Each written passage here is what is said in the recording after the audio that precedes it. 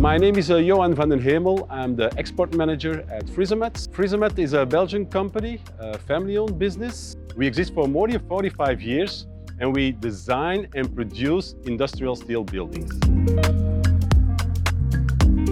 I'm in Africa because Africa is really the most important continent for FRISOMAT in terms of growth. We have been in Africa since 1985. That's the moment when we supplied the first building.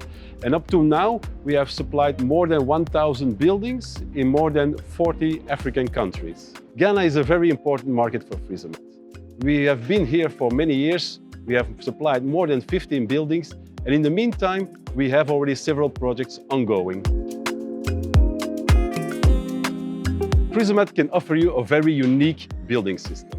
Our innovative lightweight structure gives several advantages to our customers.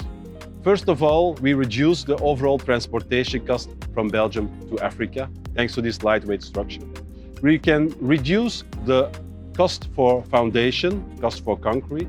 We can also reduce the cost for assembly. Our lightweight structure don't require big cranes to lift our structure.